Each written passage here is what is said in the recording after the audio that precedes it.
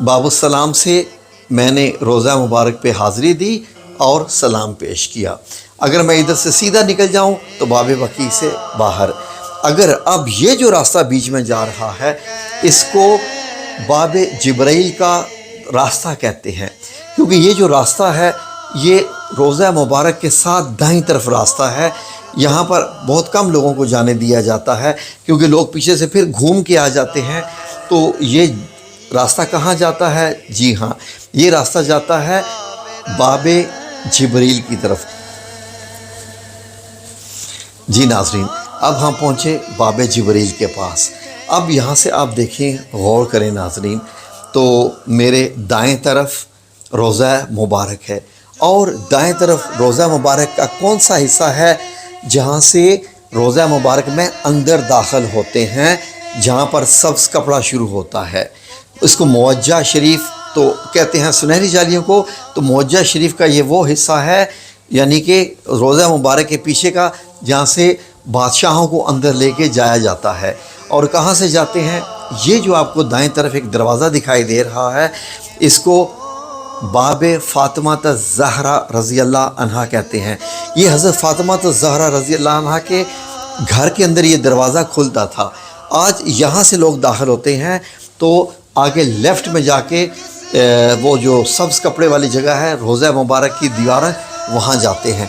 और मेरे बाएं तरफ अगर आप गौर करें तो ये है जगह जिसे हम क्या कहते हैं? इसे कहते हैं बाबे जिब्रील। और इससे थोड़ा आगे जाएंगे तो क्या जगह आएगी? आए आपको दिखाते हैं मेरे साथ जल्दी।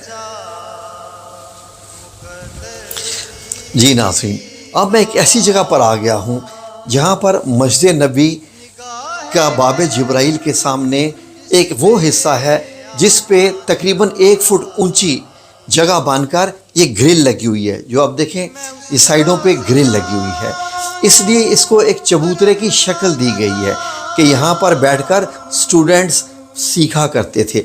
आए अब आपको लेके चलते हैं, आज से 1400 साल पहले ये कौन सी जगह थी, ये किस जगह थी और उस वक्त की मस्जिद नबी कैसी थी।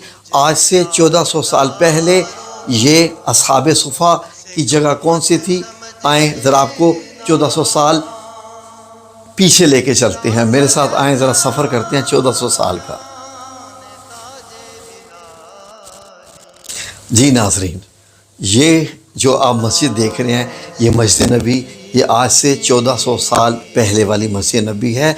ये हदीस की बेस पे और तमाम इन्फॉर्मेशन की बेस पे ये तैयार की गई है और 19-20 का फ़र्क हो सकता है, बिल्कुल ऐसी ही थी। तो नाज़रीन, इसके मस्जिद नबी के आपको 2 हिस्से दिखाई देंगे। कौन से? जब मैं इधर खड़ा होता हूँ तो अब ये देखिए कि दाएं तरफ मेरे शुमाल है, बाएं तरफ मेरे मशरिक़ है। इधर मशरिक़ से मुराद ये है कि खाना काबा का, और शुमाल का दूसरा जो बेसिकली मगरिब का होना चाहिए। तो नाज़रीन, पहले मस्जिद नबी जब बनाई गई थी नबी करीम सल्लल्लाहु अलैहि वसल्लम के वक्त में, तो नमाज इस साइड पे खड़े होके अदा की जाती थी, इस साइड पे। ये वो जगह है, इमामत यहाँ पर होती थी।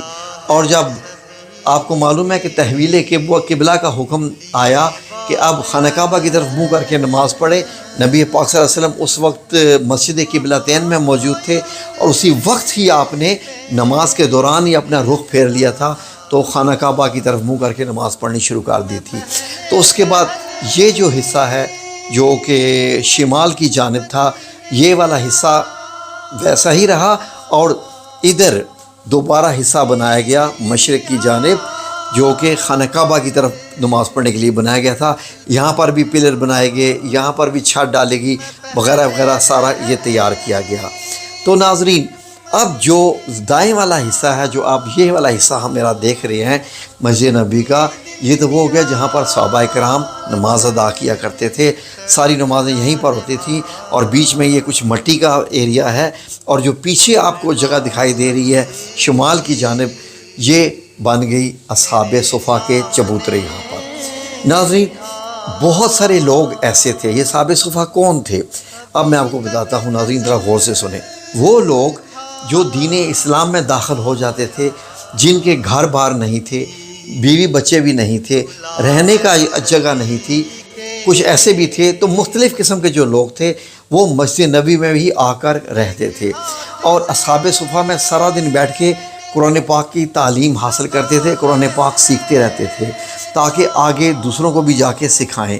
ان کی تعداد بہت بتائی جاتی ہے، 70 بھی بتائی جاتی ہے، 50 بھی، 200، کئی روایات میں تو 400 کے قریب بھی تھی، اور ان میں بڑے بڑے نام جن کے ناموں سے آج بھی احادیث مبارک موجود ہیں۔ حضرت ابو ذر غفاری انہی میں سے ایک نام ہے، حضرت سلمان فارسی انہی میں سے ایک نام ہے، اور حضرت بلال بن رباح یعنی عرف بلال حبشی رضی اللہ عنہ انہی میں سے ہیں، اور حضرت عبداللہ بن مسعود جن سے بہت ساری احادیث مبارک ہیں وہ بھی اصحاب صفہ میں سے ہی تھے۔ ناظرین، تو اب یہ ضرورت کیوں پیش آئی یہ آپ کو بتاتے ہیں، آئیں۔ ناظرین، اسلام بہت سارے لوگ قبول کر رہے تھے، فتوحات بھی ہو رہی تھی، اور ان لوگوں کو اسلام سکھانا تھا، تو ان لوگوں کو اسلام سکھانے کے لیے یہ صحابہ صفہ والے سارے لوگ جو ہے یہ تیار کیے جا رہے تھے کہ آپ لوگ سیکھیں اور آگے جا کے سکھائیں۔ تو یہ رات ان کا یہی کام ہوتا تھا۔ اب ناظرین، ان کے بارے میں جیسے میں نے آپ سے کہا کہ ان کے گھر نہیں تھے، بیوی بچے بھی کئیوں کے یہاں پر نہیں تھے، تو یہ کئی دن بھوکے رہتے تھے، کئی دن یہ اصحاب صفہ بھوکے رہتے تھے، اور بھوکے رہنے کی وجہ سے اتنی ان میں کمزوری آ چکی تھی کہ حتیٰ کہ روایات میں موجود ہے کہ نماز کے وقت جب یہاں پر اقامت ہوتی تھی یہ اگلی صف میں ہوتے تھے، اور بعض دفعہ چکر کھا کے گر جاتے تھے۔ ان میں اتنی بھی سکت نہیں ہوتی تھی، اور نماز ہوتی رہتی تھی، یہ گر پڑتے تھے، اٹھ کے پھر اپنی نماز شروع کر دیتے، تو باقی صحابی دیکھتے رہتے، ظاہر نماز تو چلتی رہتی ہے۔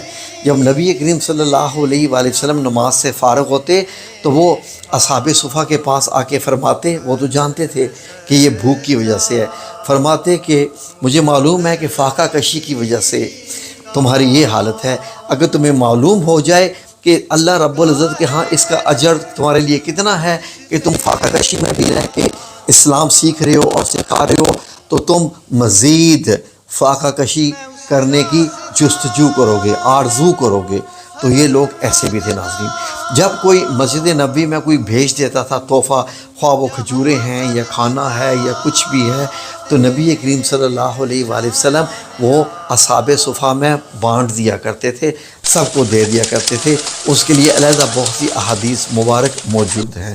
تو ناظرین، یہ جو جگہ پرانی 1400 سال پہلے کی اصحاب صفہ کی ہے، آج کہاں ہے؟ ابھی آ جائے 2024 میں آ جائیں جی ناظرین، یہ جو آپ جگہ دیکھ رہے ہیں جو چبوترے بنا ہوا ہے، اور یہ بالکل حضرت فاطمہ الزہرا رضی اللہ عنہا کے گھر کے پیچھے کی جگہ ہے، یعنی روضہ مبارک کے پیچھے کی جگہ ہے۔